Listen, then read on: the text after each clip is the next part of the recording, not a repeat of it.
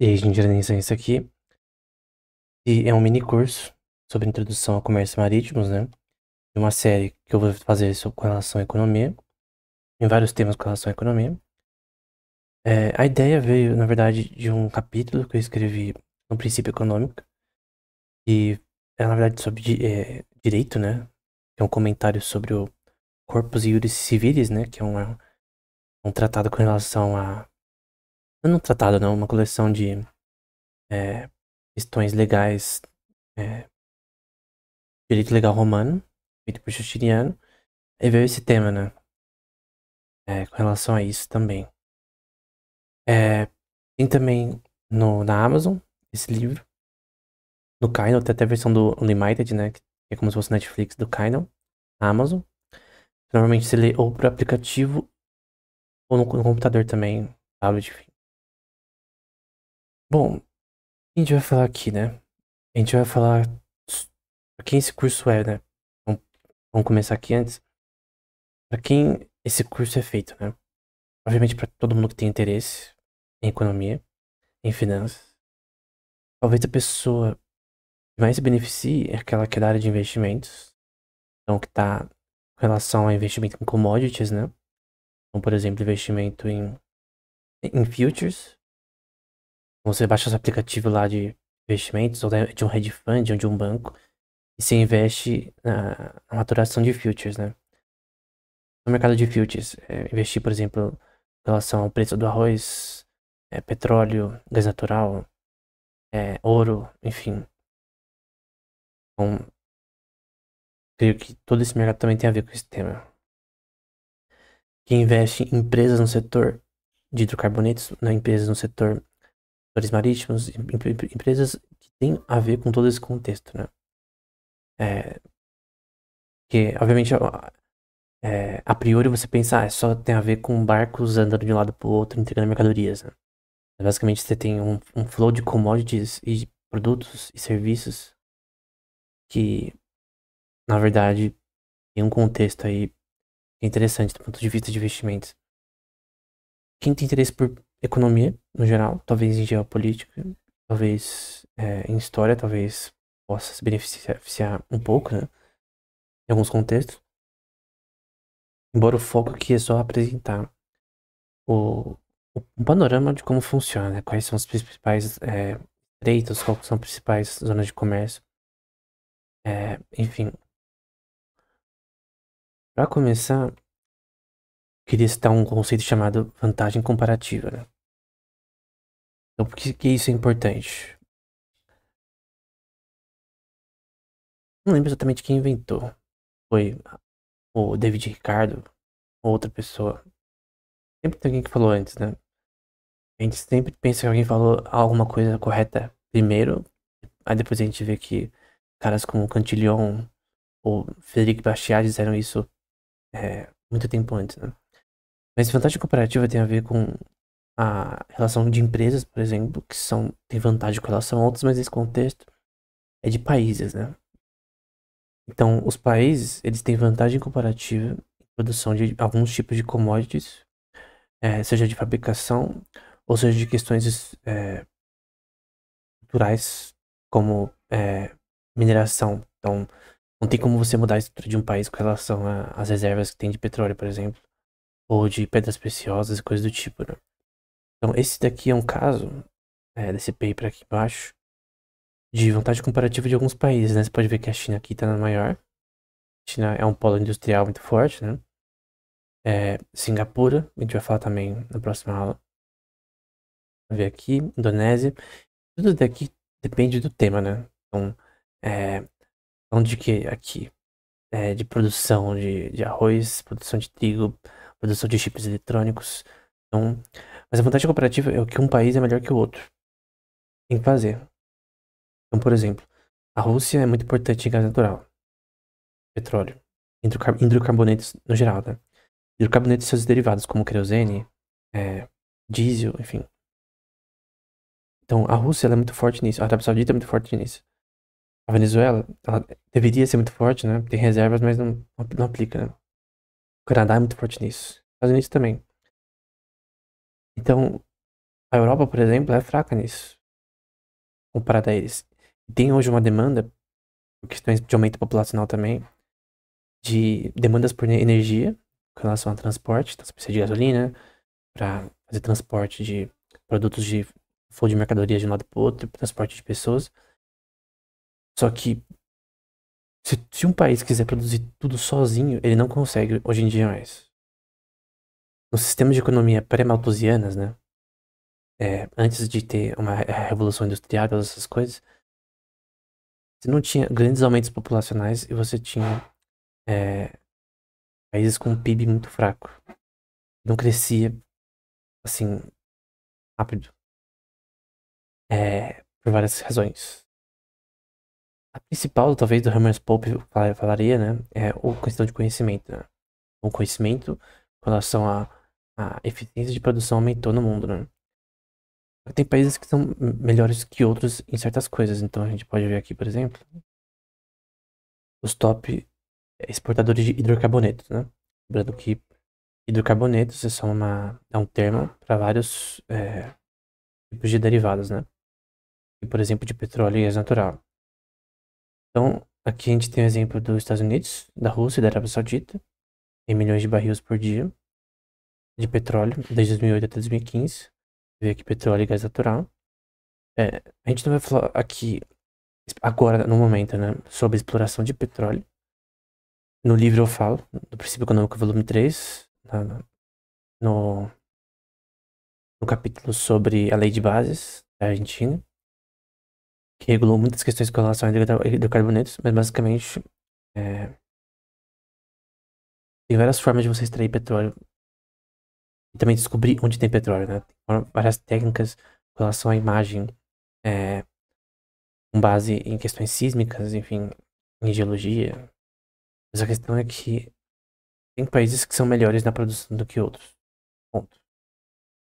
A França, por exemplo, é o país que mais exporta, praticamente nem produz isso. As leis que eles têm também desencorajam que eles é, busquem recursos de hidrocarbonetos na região, né?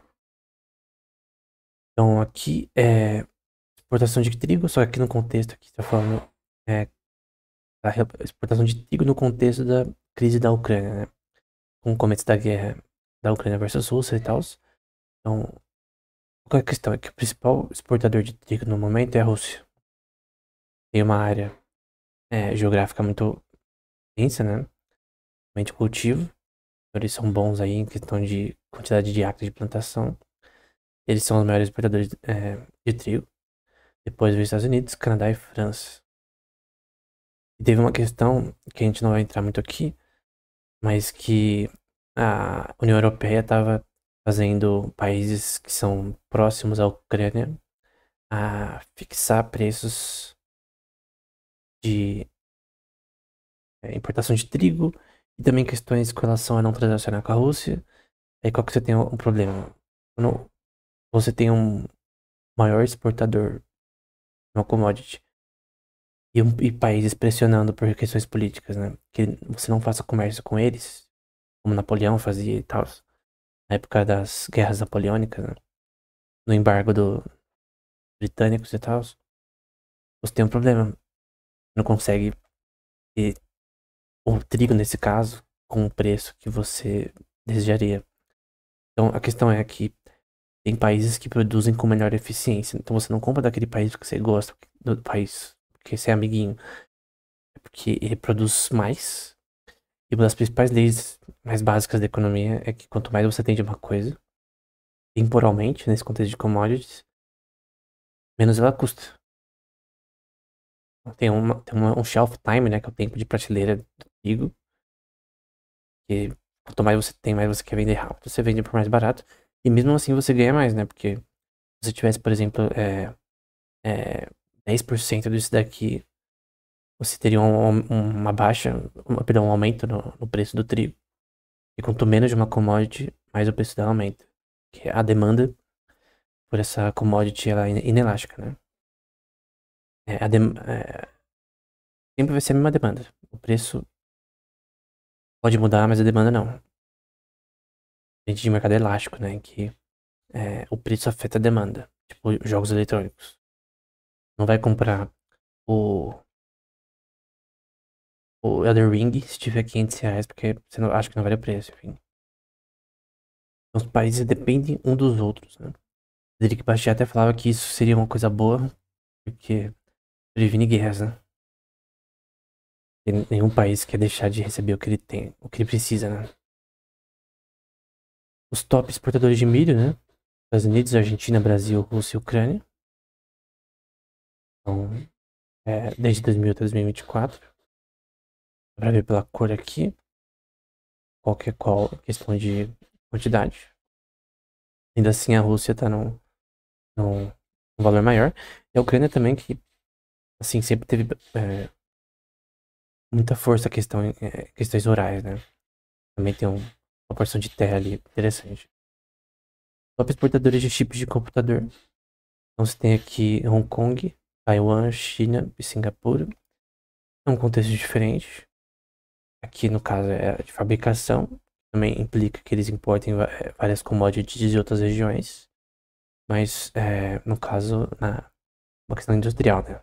Então tem os meios de produção, matéria-prima, eficiência na produção industrial. Enfim, aumenta nessa eficiência, pesquisa acadêmica também para melhorar os chips, né? Que envolve várias questões de física e química, bioquímica. Não, bioquímica não. Enfim, mas esses são os principais exportadores, né? Então, aí você fala, por que o Brasil não é forte nisso, né? Assim, não é necessário ficar tentando pensar qual país faz o que faz melhor e a razão. A questão é que isso é um fato. Esses são os países que mais exportam microchips. E eles têm vantagem comparativa, nesse caso que vem a ver da expertise dele, das empresas que tem ali, ou das leis que favorecem isso, né? Ou pelo menos não desfavorecem. Essa questão, né? Aqui são os top exportadores de bife no mundo. Tipo de carne no geral.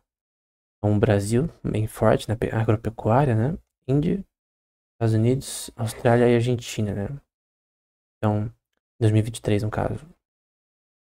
Então, o Brasil tem vantagem comparativa, seja por extensão de terras, por expertise na agropecuária, né? Empresas que já são reconhecidas internacionalmente nisso. Questão de qualidade, né? Não só quantidade, mas qualidade. Eu lembro até de um professor de geografia, quando eu era menor, que falava que a carne que a gente come é de segunda mão. E é óbvio, né? Porque se você é um exportador de carne, você vai querer exportar de melhor qualidade. Que aí você faz mais dinheiro. E na minha opinião, isso é normal. Isso aqui agora é importação. Então, se tem um países, né, tem vantagem comparativa para exportar, tem países que têm necessidade populacional de importar. Importação é você comprar de fora para o seu país, né? Então, importação de hidrocarbonetos por país. Nos Estados Unidos, China, Índia, Japão e Coreia do Sul. Embora os Estados Unidos ele exporte bastante, também ele importa. Já que a gente tá falando de importação, porque exportação a gente viu que a Arábia Saudita é forte, o Canadá é forte, entre outros países, né? Mas a questão aqui é que em diversos tipos de commodities vão ter países que eles vão importar mais certas coisas e exportar outras, né? Eles vão exportar o que eles têm de vantagem comparativa com relação a outros países. E o que eles não são bons, eles importam. Você pode falar porque um país não produz tudo. É impossível. O custo de você produzir mais que a Rússia de gás natural não é nem questão de custo, você não tem nem recursos o suficientes para isso. Por exemplo, se o Brasil parar de importar petróleo, o que vai acontecer? Vai aumentar o preço. Você vai diminuir a quantidade de petróleo no país. Então, países precisam hoje em dia, no mundo globalizado, importar um dos outros e também exportar, porque se você só importa, você fica em déficit. Não que a balança comercial seja um problema ficar em déficit, né? Mas se você só importar, sua moeda e todo seu valor de mercado global ele diminui, né? Isso tem implicações econômicas para as pessoas também. Então, aqui são os top exportadores não de bifes, mas de milho, corn é milho. Aqui tá errado. Então, China, México, importadores, no caso, né? Eles compram. Japão. A China tem que importar bastante coisa, porque ela tem uma população muito grande. É impossível que de todas as commodities eles consigam suprir a sua população apenas com que é produzido localmente. Tem países que são melhores que a China para a produção de diversas commodities. Naturalmente eles importam. O Japão, por exemplo, ele não tem muita força em agricultura. Em várias questões de agricultura, você vai ver que o Japão é muito forte em importações. O que é ruim pro Japão? Não. O Japão ele foca nas partes que ele é de exportação de vantagem comparativa. Então, você viu ali na questão de microchips, produção de microchips. A gente viu aqui. E o Japão não, o Japão tá aqui. Então, o Japão ele é forte em outras coisas, talvez em serviços, enfim, tecnologia. Então, além dessas questões de vantagem comparativa, tem a questão de rotas comerciais marítimas, né? Então, você tem flow de mercadorias que vão ser exportadas para fora e importadas também para diversos países. Você tem rotas comerciais que vão de um lado para o outro, né? Então, tem até pelo Oceano Pacífico, Atlântico, tem rotas, pelo Oceano Índico, enfim, tem diversas rotas. Só que essas rotas não são tão importantes. O que é importante é entender onde são as principais passagens com relação geograficamente a essas rotas aqui, né? Então, por exemplo, você vê coisas aqui como o Estreito de Bósforos, que a gente vai ver posteriormente, o Estreito de Øresund, de Gibraltar, o Estreito de Malaca, que vai até Singapura, que o Estreito de Singapura também é muito importante. Você vai ver que isso aqui são os primários, né, como tá falando aqui. O Canal do Panamá. Tanto o Canal do Panamá e do Suez a gente vai ver que é bem importante. O Estreito de Hormuz, aqui nessa região. O Golfo Pérsico. A gente vai, a Baía de Bengal. O Mar do Sul Chinês. O Mar Mediterrâneo. Enfim. O Mar Cáspio. O Mar Báltico. O Mar Negro. Enfim, o Golfo do México. Várias dessas regiões são importantes. Não que as outras não sejam. A gente vai ver muita coisa aqui, né? Mas tem as regiões mais importantes. Pra alguém de finanças, né? Pra quem vive de investimentos, pra quem isso é importante. Quem isso implica, né? Acho que o mais importante pra você entender como investir nas empresas com relação a isso, e com relação a commodities, é você entender como o sistema funciona. Então, na minha opinião, eu creio que isso é um tema muito importante do ponto de vista de política e também do ponto de vista de economia. Então, política também é importante aqui. A gente vai ver, por exemplo, né, uma questão nessa região aqui da Rússia, um pouco acima do Mar do Japão. Acho que é Mar de... não vou conseguir falar, mas é Okhotsk. Com um C no meio. Okhotsk. Nessa região aqui. Tem umas ilhas de Kuril, se não me engano. Que a gente vai ver que recentemente, no Harvard International Review, vou mostrar essa notícia posteriormente, na aula sobre isso, da questão política, do controle da Rússia dessas ilhas, como ela é estrategicamente importante para eles, né? Enfim. A gente também vai ver, não demasiadamente, apenas algumas questões importantes com relação a plataformas continentais, o que é chamado de Law of Seas. Então, você não precisa, esse curso aqui, ler tudo. Eu espero que você leia os primeiros 10 artigos e o artigo 76, e acabou. Obviamente tem inglês, e basicamente, isso aqui são leis internacionais com relação à regulações marítimas, né? Não que os governos aceitem tudo isso daqui a priori, mas ele é muito importante pra gente entender, por exemplo, questões de plataformas continentais. Isso daqui é uma coisa muito importante que você tem que lembrar. Eu vou falar muito sobre isso e eu só vou mostrar as imagens nessa aula. Nessa aula de introdução, o foco é apenas apresentar coisas que eu vou citar posteriormente. Você precisa saber, senão você não vai entender o que eu tô falando. Porque isso daqui é a coisa mais importante do ponto de vista geopolítico questões marítimas, né? Então, você tem aqui a terra. O Brasil também tem a sua terra, ilhas, enfim. E vai até aqui. Não sei quantas vezes aqui, mas as margens planas, né?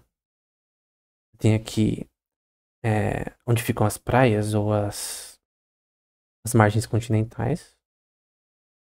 E você tem essa parte aqui de baixo que também faz parte da sua terra, né? Que a gente vai chamar de plataforma continental ou continental shelf.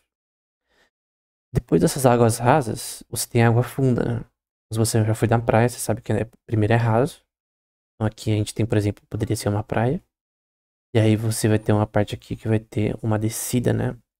Íngreme, que é esse slope, né? Que é essa subida. Em que o mar fica mais fundo, gradualmente, né? E aí você tem aqui, finalmente, no final, a passagem para o mar em si profundo, né? E, obviamente você vai ter pesca, né? Na região mais pra frente aqui. Na lei of Seas, né? Na Law of Seas, né? A lei dos mares, né? Vamos chamar de lei dos mares pra ficar mais fácil. A base mínima depois da margem continental é 24 milhas náuticas, né? Acho que é 43 quilômetros. Só que para questões de jurisdição de pesca e coisas do tipo, é até 200 milhas náuticas. Então, 24 milhas náuticas e depois 200 milhas náuticas. Artigo 76 da Lei dos Mares, né? Qual é a questão que é extremamente importante do ponto de vista geopolítico? A questão da Grécia, por exemplo, com a Turquia com relação a isso no Mar Egeu, é que alguns países, e na minha opinião isso é errado, eu não concordo com o artigo 76 da Lei dos Mares, né? Porque o Nordeste também vai fazer isso. Você tem aqui a plataforma continental. E qual o conceito de plataforma continental? É o conceito de jurisdição. Então você concorda que essa terra aqui é a jurisdição do país nas suas bordas, né? Correto? Então nenhum país ele pode fazer coisas aqui, por exemplo, perfurar petróleo sem autorização. Ele pode até investir em empresas que, como por exemplo a China investe em empresas no Cazaquistão com relação a petróleo, mas a questão é que ele não pode perfurar sem emissão. Tô falando de investimentos, né? Tipo, o governo chinês deu, não subsídio, né? Porque não tem como ser subsídio, mas ele investiu em empresas no Cazaquistão. É diferente. Agora, eu ir lá e perfurar é o mesmo. Tem que ter muita permissão, várias leis, ou talvez até proibições protecionistas. A questão é óbvio que isso daqui é da terra, do país. É soberania do país. Depois de 24 milhas náuticas depois das margens, também é soberania do país. Depois também tem até 200 milhas náuticas. O problema é que você pode, para tribunais internacionais, tem um específico para isso, que a gente vai ver, pedir a extensão a mais que 200 milhas náuticas. Então todos os países eles podem usar até 200 milhas náuticas com certo controle. O problema é que alguns países eles querem mais que 200 milhas náuticas. Tem um curso sobre negociação no Coursera que fala sobre isso, né? Tudo na negociação é você querer dividir um pedaço de torta. O pedaço de torta aqui são os recursos dos mares, os recursos com relação a hidrocarbonetos, por exemplo. Petróleo e gás natural valeu dinheiro pra caramba, no caso petróleo, né? Então, a questão é, cada país quer o máximo de recursos possível. Tem questões de soberania. Então tem uma questão, além das 200 milhas náuticas, isso daqui, você concorda que isso daqui é até a plataforma continental, que estende depois das margens? Você tá na praia, tem isso daqui embaixo. Vai um pouquinho mais pra frente de barco, vai ter isso daqui embaixo.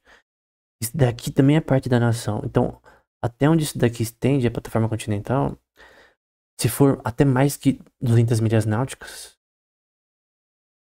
a teoria é legal aqui, você pode discutir isso daí, é que o que vale aqui também, o que vale aqui em cima do mar também é desse país.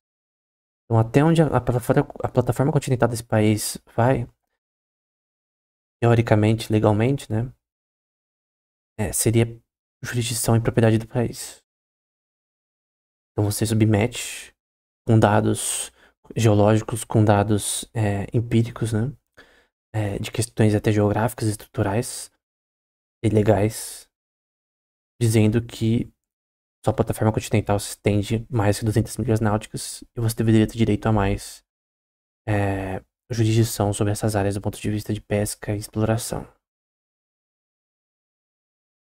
Porque isso é relevante, né? Esse aqui é o artigo 76, né? Tô falando aqui do direito às milhas náuticas, são vários artigos, né? São várias cláusulas aqui. Mas a questão é que tem uma coisa chamada EZZ, acho que é EZZ, não. Zonas econômicas exclusivas. O que são isso? Até a lei dos mares diz, né? Por questões de paz, então para os países não guerrearem toda hora, porque já dá treta com isso daqui. Com o negócio de plataformas continentais que tenta fazer a jurisdição do país, se é, por exemplo, aqui a gente tem no Brasil, a gente vê aqui que ao redor de 200 milhas náuticas, né, e 24 primariamente, você tem aqui, são áreas econômicas exclusivas do Brasil, aqui nas suas margens. Tem do Chile, aqui você tem por exemplo, na Austrália. Então, obviamente, o que é perto das margens é seu. Tem um limite proposto por lei internacional. Só que também tem zonas econômicas exclusivas que são de alguns países por certas razões. Só que dentro desse, assim, esse mapa aqui não mostra direito, porque, por exemplo, aqui no Mar Báltico não é unilateral, né? Tem zonas econômicas exclusivas aqui, mas tem mares aqui que são, como se diz, no direito legal romano a gente chama de res nullius, né? Uma coisa que é res nullius é algo que não é de ninguém. Então, uma ilha, no conceito legal romano, ela era res nullius, direito de ninguém, propriedade de todas as nações. E os mares também. Então, essa parte aqui dos mares aqui, elas são naturalmente res nullius, né? Elas são direito de todos. Então, internacionalmente, qualquer um pode andar por aqui, pelo Oceano Pacífico, Atlântico e blá blá blá. Só que nas zonas econômicas exclusivas, tem quem pode ou não fazer coisas ali. Não que você não pode pescar nessas áreas, você pode, mas se tiver outro barco ali, você tem que fazer aquele negócio de dividir o pão, né? Enfim. Um exemplo no Mar Báltico, né? Você tem a questão lá de 24 milhas náuticas. E aqui você tem zonas econômicas exclusivas, que é esse laranja. Obviamente, o que está mais perto das suas margens é mais seu do que de outros, né? Também tem partes aqui que são res nullius. Então, como eu disse, res nullius não é propriedade de ninguém. Então, tem partes aqui que são res nullius. Partes que não são propriedade de ninguém. A gente vai ver posteriormente que no Mar Báltico, a Rússia, por exemplo, ela tem duas áreas aqui. Aqui onde está São Petersburgo e aqui em Kaliningrad, ou Kaliningrado. E acho que eles conseguiram depois da Guerra Mundial, da Segunda Guerra Mundial. E a Rússia estava querendo aumentar, usando questões de plataforma continental, a região dela aqui, em Kaliningrado. Então, faziam tipo um triângulo, normalmente de forma triangular. Eles fazem essa questão técnica, né? E os países aqui, como a Polônia, a Latívia, estavam enchendo o saco por conta disso, né? Tem um blog que eu vou citar posteriormente sobre isso. De como a Rússia não poderia fazer isso, não poderia querer. Aqui já dá pra ver que forma um triângulo, né? Como, por exemplo, essa parte aqui da Lituânia, essa parte aqui da Rússia, essa parte aqui da Polônia, que também é parte da Rússia, enfim. Mas uma coisa que fica claro é que quem tem mais margens, obviamente, vai ter um pedaço da torta maior. Quem tem menos. Então não é que a Rússia ela pode pegar toda essa parte aqui e aqui. Pode. Tem as divisões devidas, né? Outro problema que eu acho que é até mais interessante é a da Baía de Bengal. Em que você tem Myanmar da direita, a Índia na esquerda, e você vai ter o Bangladesh publicando diversos documentos, acho que são 3 ou 4 documentos, no Tribunal Internacional, contra a Índia, dizendo que a Bangladesh, com dados geográficos, dados sísmicos, sismológicos, né? Geológicos, tentando provar até historicamente também que é, Bangladesh tem a questão de uma baía, tem uma questão da plataforma continental maior aqui. Então, o que seria Res Nullius vira parte de Bangladesh. Então, e a Índia e a Myanmar não poderia é, pescar aqui, por exemplo, camarões e coisas do tipo que são bem fortes nessa região. E você tem a Índia rebatendo. Então, são vários advogados, né, contratados por ambos os governos para defender o caso de ambos. Advogados especializados aí nessa questão, né, seja na lei dos mares e questões com relação a uma questão multifacetada de você tem que contratar pessoas também com relação à geografia, com relação a, a entender também questões científicas, né? Então, por exemplo, tem uma questão que a gente vai ver, por exemplo, na Baía de Bengal, que Bangladesh falava que tanto a geografia da Índia quanto de Bangladesh, um documento da plataforma continental em si, com dados, né? Imagens, porque a Índia também possui dados e imagens para contrariar eles, dizendo que a plataforma continental também, vamos pegar aqui, eles estavam dizendo que a plataforma continental deles se estende depois de 200 milhas náuticas, sedimentos, tem areia, tem todo tipo de material ali, sedimentos que se movem naquela região se originavam em Bangladesh, ou seja, uma extensão da plataforma continental que a gente poderia, assim, o que eu vou falar aqui é uma paráfrase, porque eu teria que usar a imagem deles do artigo deles que eu não coloquei aqui. Mas basicamente, vamos supor que essa área seria sedimentos. Eles diziam que esses sedimentos são parte de Bangladesh. O que a Índia disse, na verdade, que também tem sedimentos que vêm tanto da Índia quanto de Myanmar, de outras partes, estão misturados aqui.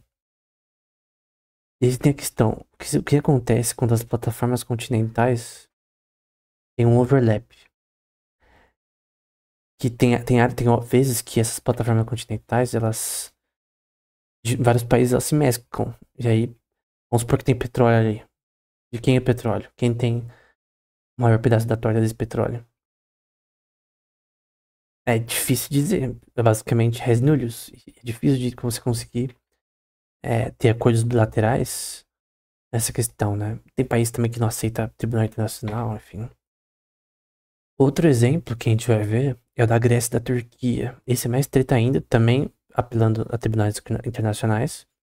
Agora a Grécia é contra a Turquia, então é um caso legal.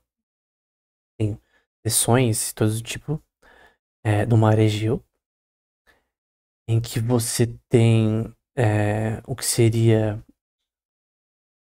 parte da Grécia, do ponto de vista seguindo a lei dos mares, e parte da Turquia. E como essas mini ilhas aqui todas são parte da Grécia, e até historicamente, né? Você vê escritos de Aristóteles, Platão, Homero, Tucídides, eles citam muitas ilhas gregas, né? Bom, historicamente, é óbvio que elas são da Grécia. E é óbvio que elas têm jurisdição sobre elas. É questão de linguísticas, né? Até filósofos que viram da ilha de Quíos, da ilha de Samotrácia, enfim. Só que a questão é que a Turquia começou a explorar áreas daqui sem a permissão da Grécia.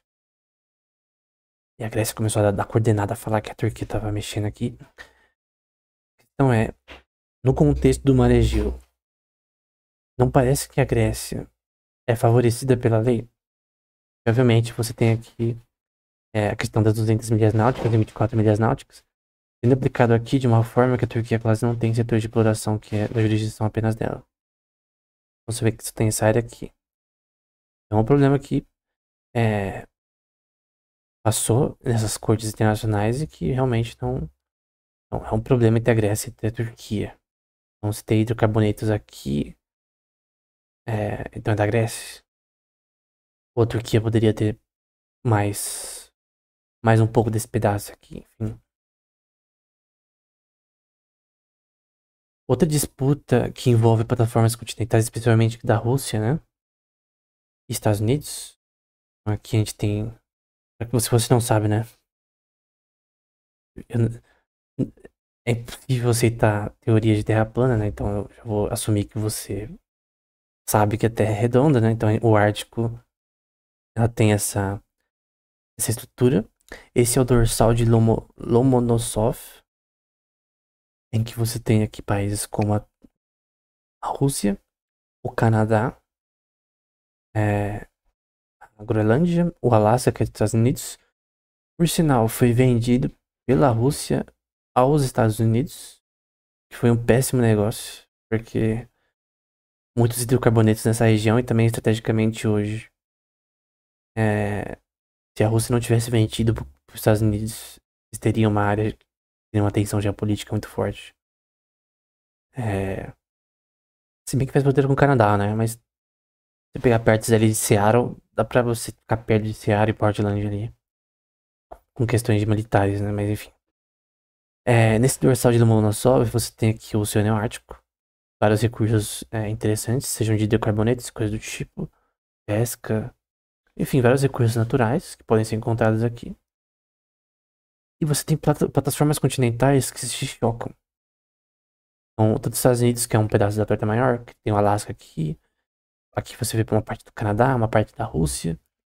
E a questão é, quando as plataformas continentais se chocam, a gente declara essa parte res nullius, não posse de ninguém, então todo mundo pode usar. Ou tem como fazer jurisdições, né? Então a Rússia, ela tava tentando propor, talvez até sem apelo a acordos internacionais, aumentar a plataforma continental dela. E a questão também, tem várias questões de interpretação geográfica, tem várias questões de interpretação de dados de satélite. Não é tão simples quanto parece. No caso da Índia, por exemplo, você vê argumentos tanto contrários e a favor de Bangladesh e da Índia, que é difícil saber quem tá certo, porque é um conhecimento muito técnico. E que, por mais que o direito lhe ajude a resolver problemas, a questão é que, na minha opinião, plataformas continentais são um caos. Do ponto de vista legal. Na minha opinião, não deveria existir isso. Você devia deixar de 200 milhas náuticas e acabou. Então, você vê aqui que eles querem estender além das 200 milhas náuticas jurisdição, né? Então, essa é a questão no dorsal de Lomonosov. Então, no geral, era isso. Essa foi apenas uma introdução. É a única aula que vai ter slides. Então, as próximas aulas a gente vai focar apenas em olhar os mapas e entender como funciona. Então, é isso. Até o próximo episódio.